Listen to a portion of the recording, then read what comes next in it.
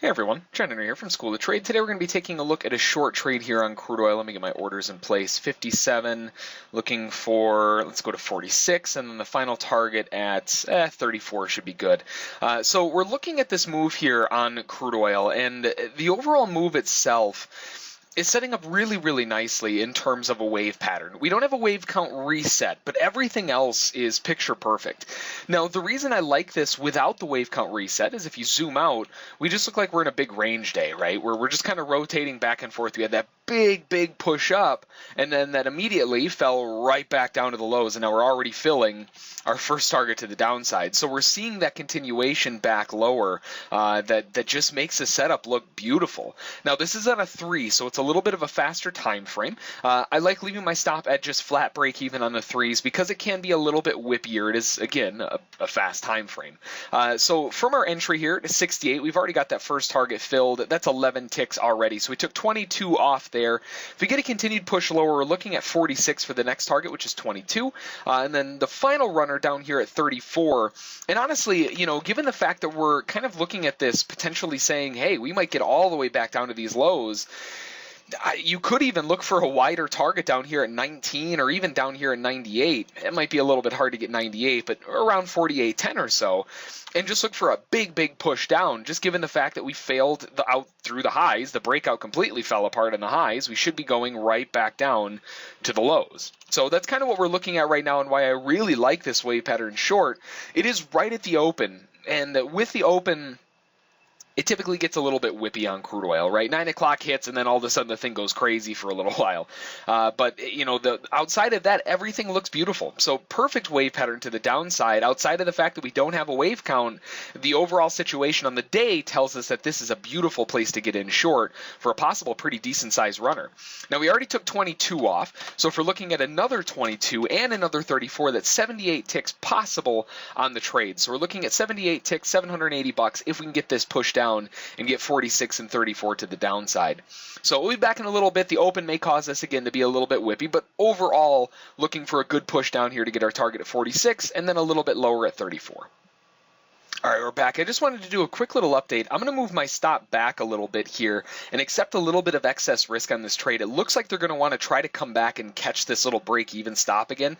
We see this very frequently on these wave patterns where they push down, you know, they hit that first target without much of a problem at all and then come right back up and, you know, stop out of break-even and then dump right off from there. So I'm going to move my stop back. The stop isn't very big. Because it's a 3, we're only risking 7 ticks. We've already made 11. So even if it does stop us out, we still end a profitable position.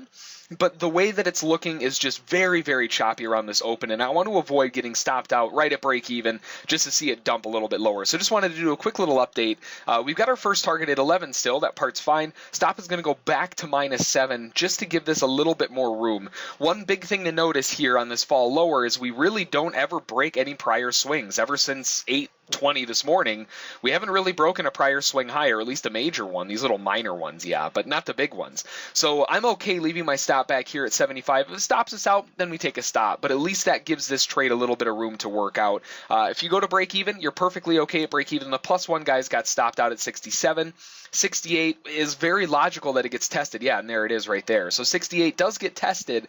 We would have been stopped out at break even. Now it's just a matter of seeing whether or not this thing wants to turn back around after it got that little bit of a kind of a trap out right there and then go right back down to the lows. So we'll leave our stop at -7 until we break back below this 51 low here to really prove that we are indeed falling again. So stop will stay at -7 until we break that 51. So we'll be back in a little bit.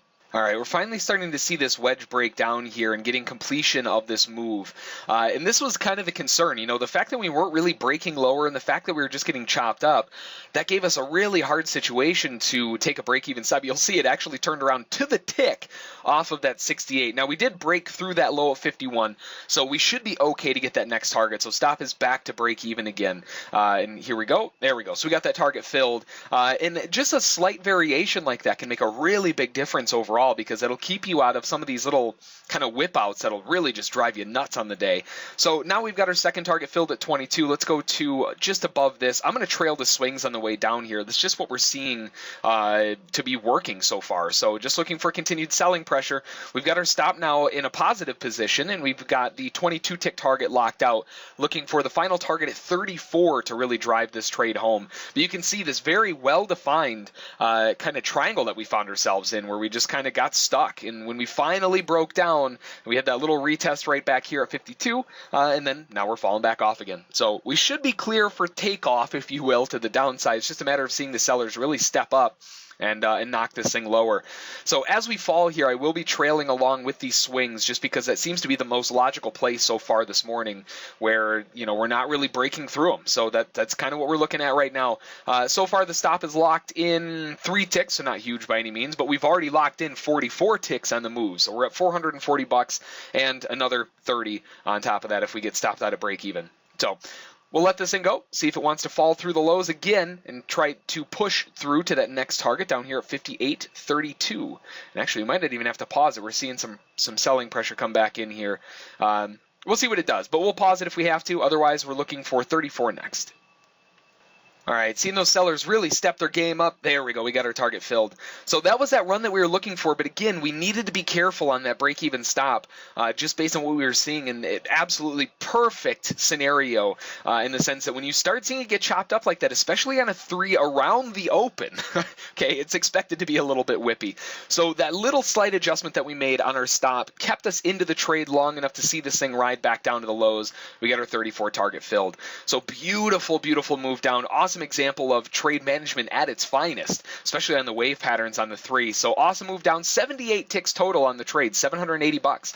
So if you have any questions about it, feel free to send an email to School of Trade. Don't forget to check out our trial at schooloftrade.com. And as always, we'll catch you next time.